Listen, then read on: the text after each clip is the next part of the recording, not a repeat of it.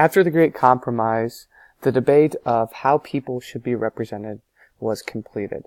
Still, there was a huge question out there, and that question was, how should slaves be counted towards the state's population? The real debate is going to be, are they going to be considered people or property? By the time of this convention, 9/10 of the slaves lived in the South. You guys saw the map when you were going through your geography challenge, and you saw that most of the slaves lived in the South during this time. Obviously, Southerners wanted as many representatives as possible in the House. They argue that slaves should be counted the same as any other people in determining representation.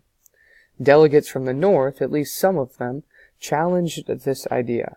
Many said that slaves should not be part of the population and instead are property. The reason they said that they are property because they were literally bought. They were bought like land. They were bought like any piece of merchandise. These weren't people that were homegrown in the United States. If slaves were to be counted as people, then they should be treated as citizens and allowed to vote. That was another argument from the North. They said that the reason they are considered property is because they don't have the same rights as free Americans and they cannot vote.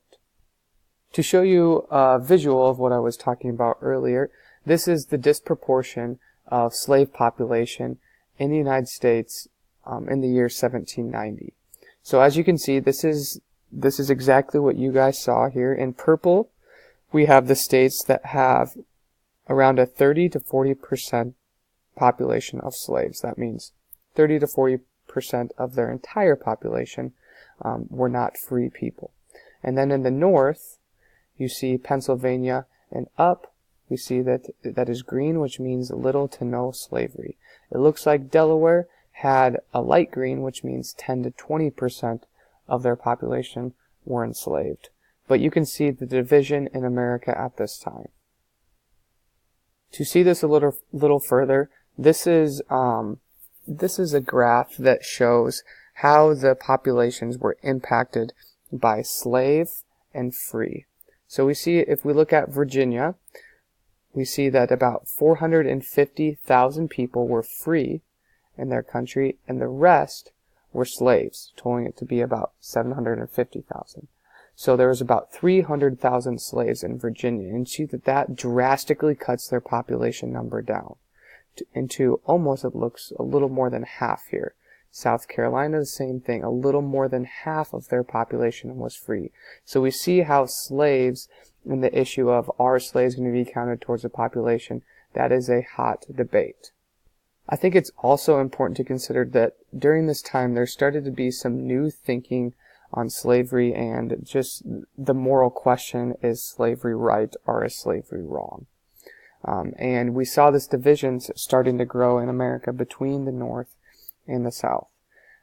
Like I talked about before at the beginning of the unit, the Declaration of Independence is going to force many white Americans to reconsider their thinking around slavery because of the ideals that were stated by Thomas Jefferson in that document.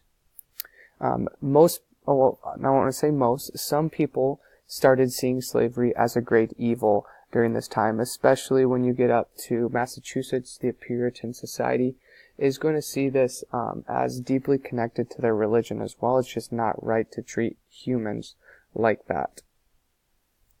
New thinking led one state after another to pass laws to officially end slavery, and this is really going to be in the North.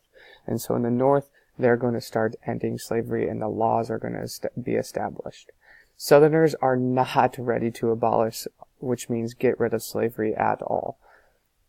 Their economy was heavily dependent on it, as you can see from this picture here. This would be a typical southern plantation, and there was no manufacturing. There was only one large city of over 10,000 people in the South, so most of the communities, most of the towns were just large farms, large plantation farms. So you are going to see that this debate is going to be heavily talked about at the convention.